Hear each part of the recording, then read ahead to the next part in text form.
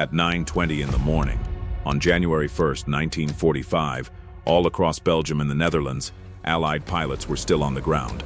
Engines warming, fuel hoses connected, ammunition crews loading belts. Morning briefings still underway. And above them, almost 900 German aircraft were already in the air. Not miles away, not on the horizon, already close enough to fire.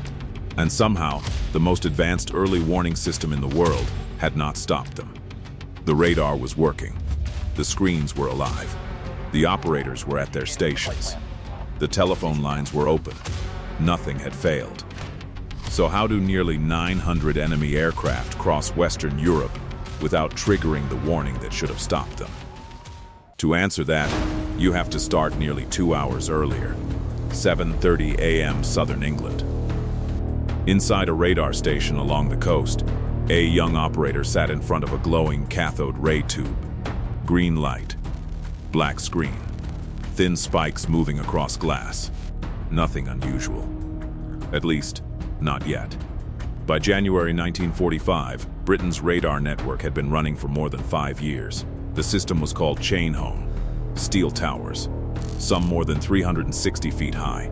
Transmitters powerful enough to detect aircraft over 100 miles away.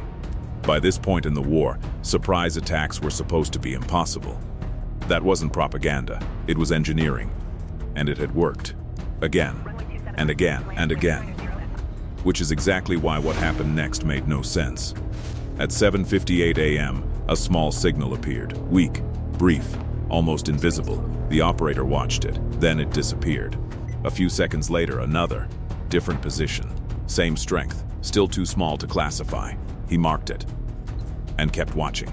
Because by 1945, radar operators didn't see aircraft. They saw reflections, light, noise, static, echoes. And every morning, the screen was full of them. Friendly patrols, transport flights, recon aircraft, weather interference, ground clutter. Most signals meant nothing until one didn't. At 8:03, 3 more returns appeared. Low, fragmented, moving fast. The operator called the filter room. The report was logged. No alarm. Not yet. Because the pattern still didn't fit. Enemy bombers flew high. In formation. Large signatures. Easy to track. These didn't. They were too low. Too scattered. Too small. Almost as if they didn't want to be seen. And hundreds of miles away, that was exactly the plan. Before sunrise, across Western Germany and the occupied Netherlands, engines were already turning. Messerschmitt Bf-109s, Focke-Wulf W-190s, one after another, then dozens more. Nearly 900 aircraft. The mission had a name.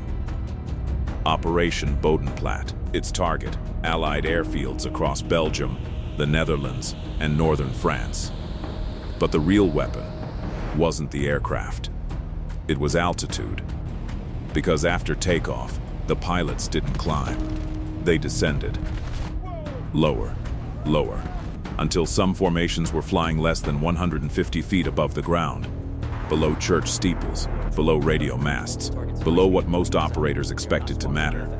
And back inside the radar stations, the signals kept appearing and disappearing. At 8:12, controllers cross-checked nearby stations. No clear formation. At 8:17, ground observers reported aircraft noise, but no visual confirmation. At 8:24, another radar station reported similar returns. Same altitude, same fragmentation, same uncertainty. Now the question changed. Not what is that, but is it ours? And that question cost time. Because by January 1945, Allied aircraft were everywhere. British, American, Canadian, fighters, recon planes, supply flights, training sorties. Radar didn't see flags. Radar saw echoes. So the operators did what they were trained to do. They filtered, cross-checked, confirmed, waited, and every minute, the signals moved closer. At 8:40, the radar network had pieces. Signals intelligence had warnings. Ground observers had reports. Controllers had data. Every piece existed. But no one had the full picture. Not yet. And then something dangerous happened. Nothing. No explosion. No panic. No alarms. just routine. At Allied airfields, pilots checked weather. Mechanics tightened panels. Fuel trucks rolled between aircraft. Some crews were preparing morning takeoffs. Others were still drinking coffee. Nobody was running, because nobody had been told to. And then, at 9:20 a.m., they looked up.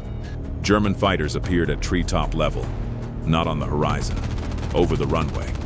Cannons opened fire. Fuel trucks exploded. Parked aircraft burned where they stood. Hangar doors collapsed.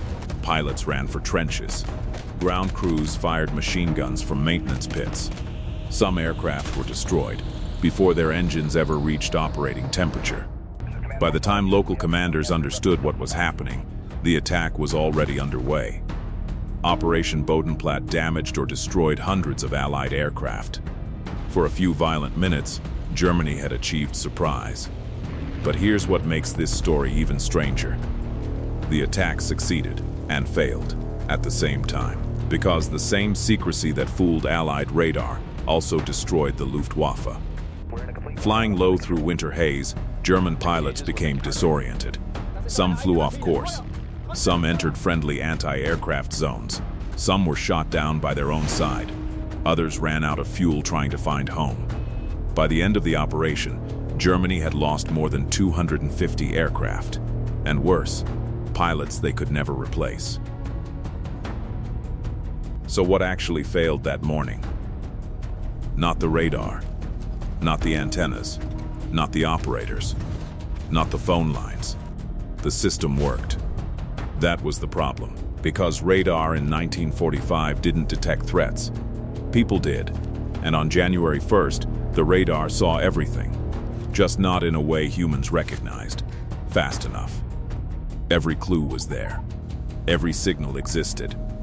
Every warning appeared. But each piece looked normal. And when everything looks normal, that's when systems become most dangerous.